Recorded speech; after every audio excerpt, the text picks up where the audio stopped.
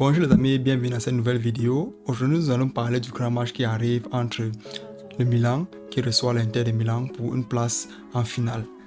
Match très dangereux. Pourquoi? Parce que c'est d'abord deux amis qui partagent la même maison. Donc c'est comme deux frères qui viennent là pour dire bon, laisse-moi passer. L'autre dit aussi laisse-moi passer, laisse-moi passer, laisse-moi passer.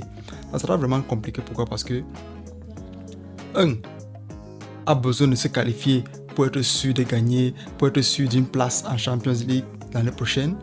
L'autre a aussi besoin de gagner pour être sûr d'une place en Champions League l'année prochaine. Pourquoi? Parce que ces deux équipes qui en championnat sont au coude à coude. 2 points de différence, il ne reste que 4 journées. Je ne pense pas que ceux qui sont au-dessus là vont blaguer. Et même, ils ont une feuille de match très facile comparée au Milan et à l'Inter. Donc, ce sera un peu difficile pour eux de blaguer avec ces rencontres, ce qui est vraiment très important, comme je vous l'ai dit. Le Milan a depuis l'arrivée de Filippo Inzaghi, le Pippo Inzaghi, au poste d'entraîneur, on a vu un Milan redéveloppé. Un Milan, ce n'est plus le même Milan qui, les années antérieures, souffrait un peu pour se gérer en championnat.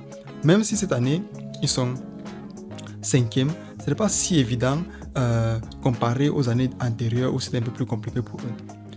Cette fois-ci, ils vont affronter leurs frères. C'est-à-dire quoi? Je ne sais pas si c'est leur petit frère. Bon, en Champions League, je pense que le Milan est le grand frère de l'Inter de Milan. Pourquoi? Parce qu'ils ont plus de trophées.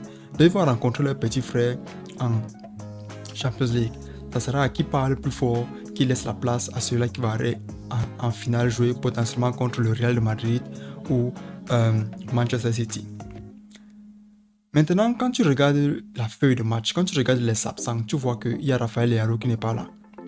Rafael Leao s'est blessé lors de la dernière rencontre et tu vois que même pendant cette année, les matchs des rencontres entre le Milan AC et l'Inter de Milan se sont achevés par chacun gagne. C'est comme si je te donne 3 points, tu me donnes 3 points. C'est comme je vous ai dit au départ, c'est un peu comme deux frères. On ne connaît même plus qui est fort là-bas, on ne connaît plus quand ils se rencontrent. Je te tape, tu me tapes. Tu me tapes, je te tape. C'est comme ça avec eux. Mais maintenant, est-ce qu'on va voir si Abel et Caïn vont essayer de se trahir en Champions League? Pourquoi? Parce que la Champions League, c'est notre histoire. En Champions League, on ne connaît plus qui respecter, qui est le grand frère. On veut seulement gagner pour aller devant. On veut faire l'histoire. On aura besoin de joueurs comme Romelu Lukaku du côté de l'Inter. On aura besoin de joueurs comme Olivier Giroud. Un joueur vraiment qui apporte trop de chance dans toutes les équipes où il passe. J'ai un ami qui aime vraiment ce joueur et je l'appelle même Olivier Giroud. J'espère qu'il va regarder cette vidéo. Olivier Giroud, j'espère pour toi que tu vas mettre un commentaire. Il y a Olivier Giroud, quand il arrive en France, tu vois la France, ils ont cette facilité-là de gagner les matchs, arriver en coupe du Monde, arriver en finale, gagner la Coupe du Monde. Cette année, ils sont arrivés même en finale. Ce n'est pas un joueur qu'on mettrait plus dans le top 5 des attaquants mondiaux, mais c'est un joueur qui apporte cette chance-là. Je ne sais pas si c'est lui qui apporte la chance à l'équipe ou c'est l'équipe qui apporte la chance à Olivier Giroud. On ne sait pas. Mais néanmoins, c'est un joueur très dangereux. Donc, du côté de maintenant de l'Inter, tu as un milieu composé de joueurs comme Canelo, Brozovic, un milieu vraiment très dangereux, un milieu défensif, offensif en même temps. Tu as les Barella, tu as les Akan, tu as les Denzel. Donc, ce sera vraiment un match qui va courir. Les deux équipes ne sont pas là pour essayer de menacer l'autre, attendre le match retour. Pourquoi? Parce que c'est le même stade. Le match aller et le match retour sont les mêmes matchs. Je suis supporter du Milan. Si aujourd'hui tu me refuses l'entrée, je porte le maillot de l'Inter, j'arrive au stade, tu ne vas pas savoir. On parle la même langue, on supporte la même équipe, on connaît où les places sont. C'est comme ça. Donc, c'est deux amis qui vont s'affronter pour une place en finale depuis... Je pense que depuis beaucoup d'années.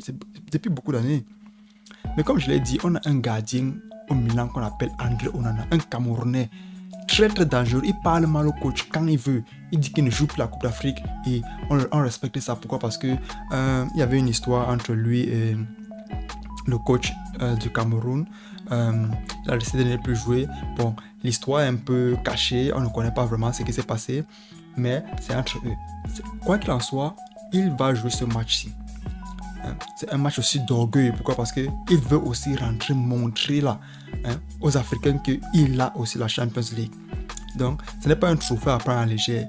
Frère ou pas frère, ça va se jouer aujourd'hui.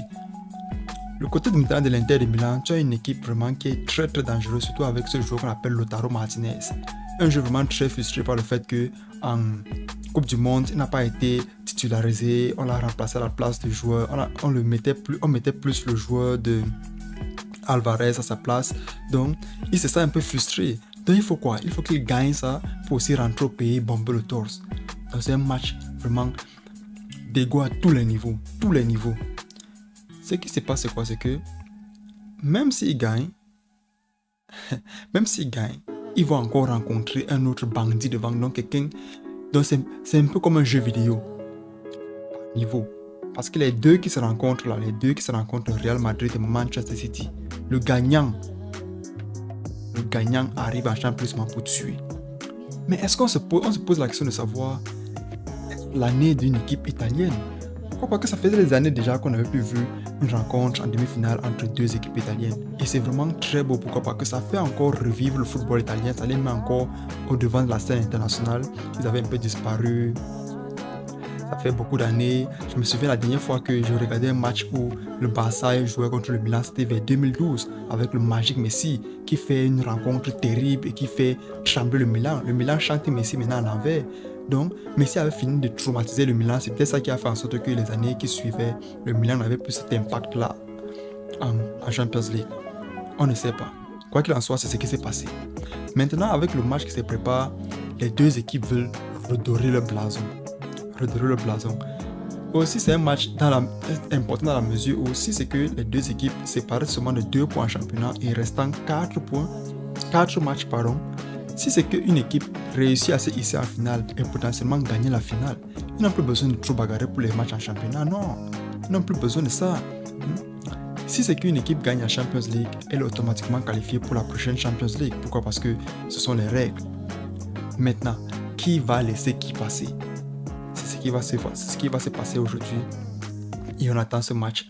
Donc, celui qui supporte le Milan n'a qu'à liker et celui qui supporte l'Inter à partager. On se revoit après le match. Bye bye.